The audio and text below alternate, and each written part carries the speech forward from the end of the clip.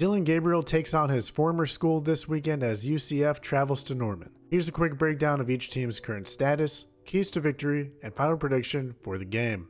Let's start with Oklahoma's offensive performance against Texas. DG had what potentially could be his Heisman moment in the game-winning drive and overall had an excellent performance, including his best on the ground as a Sooner with over 100 yards and a rushing touchdown. He has improved in his decision-making, accuracy, and has silenced many of his doubters from last year. It's clear that he has been playing with a different level of intensity this season, and so far it's been paying off. Outside of Gabriel, the run game was pretty anemic. The team averaged 4.7 yards per carry, but taking his runs out of the equation, it drops to just 3. I've said it every week and I'll continue saying it. Lebby and DeMarco have got to get it figured out, because eventually it's going to come back to bite the Sooners. However, playing the team with the worst rush defense in the conference may help boost these numbers. Another broken record, the pass blocking was great and the run blocking was lackluster. Shout out to Walter Rouse for blocking 2 dudes at once on a game-winning play, unreal effort. 8 receivers had catches with no single player having over 5. Farouk had 130 yards, Stoops had some clutch receptions, and Nick Anderson continued to bolster his unreal catch-to-touchdown ratio, going 1 of 1. Losing Andrew Anthony to a season-ending injury hurts. He and Gabriel have built a great connection over the first half of the year,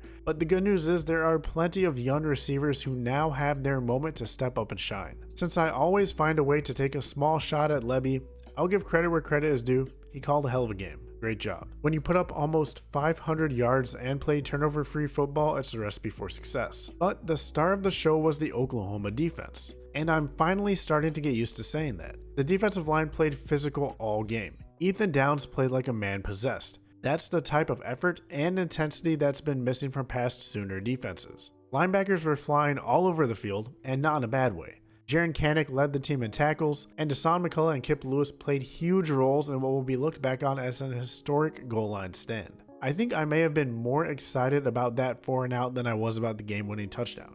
The secondary got the ball rolling early, picking Ewers off in the first drive of the game, as well as in the end zone after Billy Bowman laid the absolute wood on Sanders. There were a couple of plays where their aggression bit them, including the lone Quinn Ewers touchdown of the game, but that aggression has led to a nation-leading turnover margin and is a big part of what has made the Sooners such a tough team to beat. Special teams has continued to disappoint, and the game against Texas was no exception, including a blocked punt that resulted in a touchdown and a missed field goal.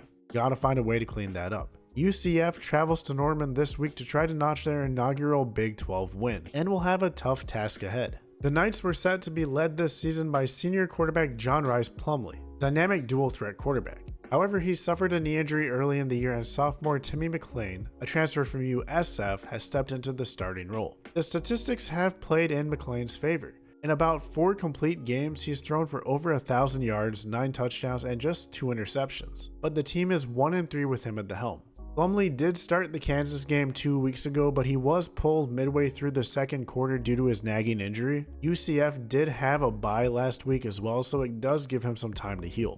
Regardless of who starts, the Sooners should be prepared for a game quarterback who has good control of the offense. Where UCF truly shines is in the run game. The Knights lead the conference, averaging nearly 250 yards rushing per game, primarily behind the two-headed monster of RJ Harvey and Johnny Richardson. Harvey leads the team in rush yards as well as rushing touchdowns with 6, while Richardson averages an impressive 8.3 yards per carry. UCF as a team averages 6 yards per carry. Kobe Hudson and former Alabama transfer Javon Parker lead the team in receptions and yards. They provide veteran leadership to a receiver core that has 4 different players with 2 touchdowns. The offensive line for UCF is full of veterans and ranks 4th in the country in pass blocking according to Pro Football Focus. The unit also does a great job of creating holes for the run game. While a lot of the numbers on offense are positive for the Knights, the team does go through bouts of stagnation. Take the shutout in the first half against Kansas, or being outscored 29-7 in the second half against Baylor.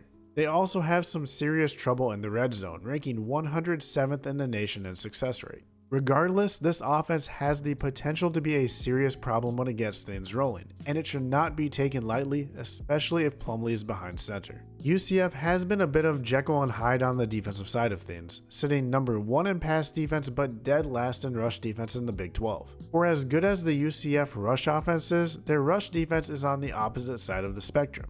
It doesn't help when your last matchup runs all over you to the tune of 399 yards and 5 touchdowns. Coming into the season, the defensive line was thought to be a strength of the unit, but they've struggled, especially in Big 12 play. Defensive tackle Ricky Barber has been dealing with injury through the year and has been limited.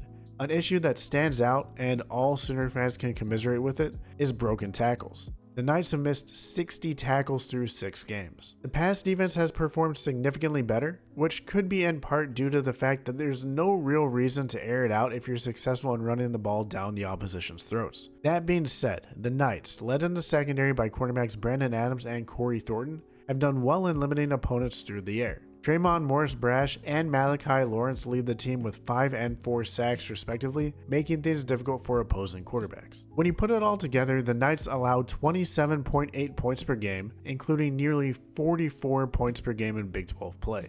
The last game and a half have been extremely rough, which doesn't bode well leading into a game against an Oklahoma squad that puts up 45 a game. UCF did have a bye week to prepare for everything the Sooners will throw their way and will need to optimize every bit of it if they hope to contain DG and company. On special teams, the Knights have a kicker with the last name Boomer who clearly picked the wrong school. They also have their share of problems in the punt game, but not to the level of the Sooners. UCF should come into Norman with nothing to lose and a fan base ready to jump on the opportunity to hand Dillon Gabriel and Oklahoma their first L of the season. It's no secret Dillon Gabriel has been playing with a chip on his shoulder all year. And if you've been following Oklahoma football, you saw the majority of UCF fans hit Sooner Nation with the "I told you so" in games where DG struggled. They've been pretty quiet so far this year. I expect Gabriel to come out firing on all cylinders from the jump.